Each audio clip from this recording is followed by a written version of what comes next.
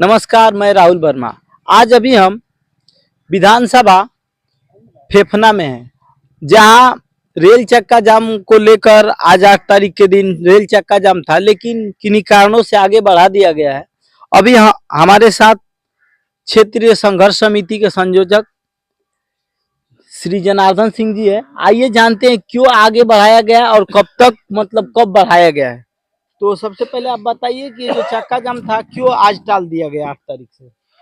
चक्का जाम परसों बात हुई, रेल प्रशासन के तरफ से बनारस के रेल प्रशासन द्वारा बार बार निवेदन किया गया कि इलाहाबाद में रेल मंत्री 8 तारीख को आ रहे हैं और प्रधानमंत्री का कार्यक्रम 13 तारीख को है।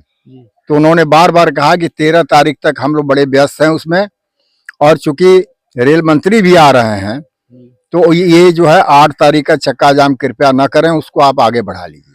लेकिन जो चक्का जाम के डेट को बढ़ाने के लिए कहें, सिर्फ चक्का जाम के डेट को बढ़ाने के लिए बात हुई कि ये एक्सप्रेस ट्रेनों के ठहराव के लिए भी कुछ बात? नहीं, हम उस पर न एग्री हुए। हमने उनसे पूछा कि ठीक है, हम आपकी बात मानते हैं। तो उन्होंने कहा कि नहीं, आपकी जो मांगे हैं, 3 मांगे खास तौर पे, स्टेशन से यात्री के लिए सुविधा टिकट वगैरह की या यात्री विश्राम स्थल के लिए वो बाहर करने की, और ऊपरगामी सेतु की, और पहला था कि मैंने एक्सप्रेस ट्रेनों का ठहराव, 3 एक्सप्रेस ट्रेनों का समझौता हुआ था, जिसमें उत्सर्ग है, सारनाथ है, और हमने कहा था कि आप हमको कमायनी दे दीजिए, अच्छा है वो कौन गाड़ी है, सद्भावना दे दीजिए, दोनों में से गाड़ी। अभी यहाँ पे कितने प्लेटफार्म है? यहाँ 6 प्लेटफार्म है, एक पर जो है माल उतरता है, 5 प्लेटफार्म खाली हैं। यहाँ एक पर भी अभी तक कोई एक्सप्रेस ट्रेन रुकी ही नहीं है। नहीं, पहले रुकती थी, सारनाथ रुकती थी, और वो पूर्वांचल एक्सप्रेस रुकती थी। कोरोना काल से इन ट्रेनों को यहाँ पर रोकना बंद कर दिया गया। जो आप ओवरब्रिज की बात कर रहे हैं, तो यहाँ मतलब उसकी क्यों जरूरत पड़ी है?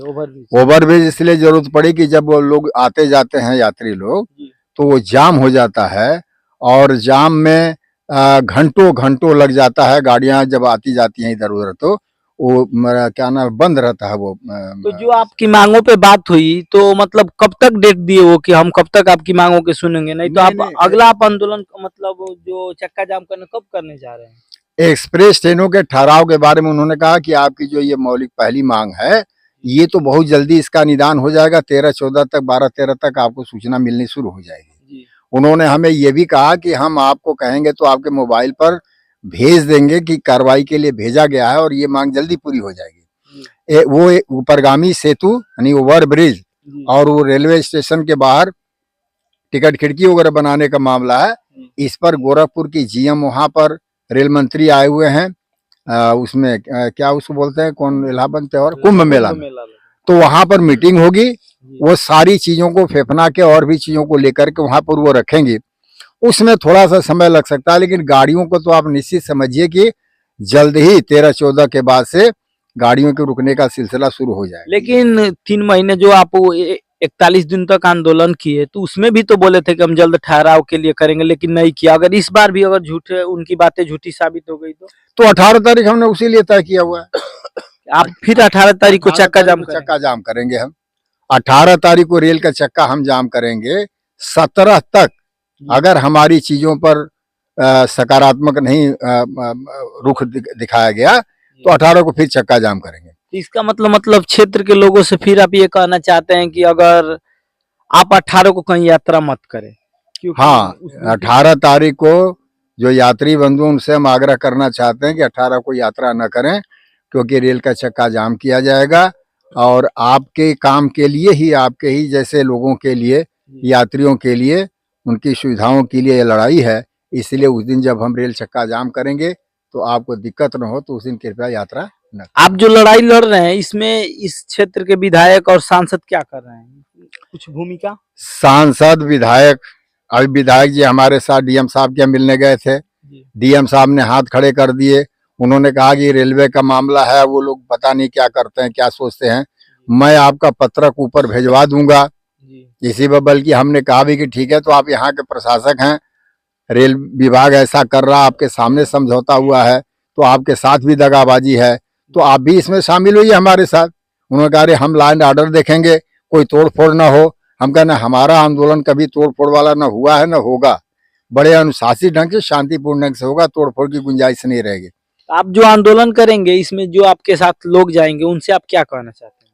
पहले तो वो अभी बाद में बात, पहली बात हम कर दें, हमने जो सांसद हैं श्री सनातन पांडे जी, जी और ये जो क्या नाम है नीरज शेखर, जी और ये अंबिका चौधरी जी, जी और ये तिवारी जी, क्या नाम है उनका, उपेंद्र तिवारी जी, इन सारे लोगों को सूचना दिया।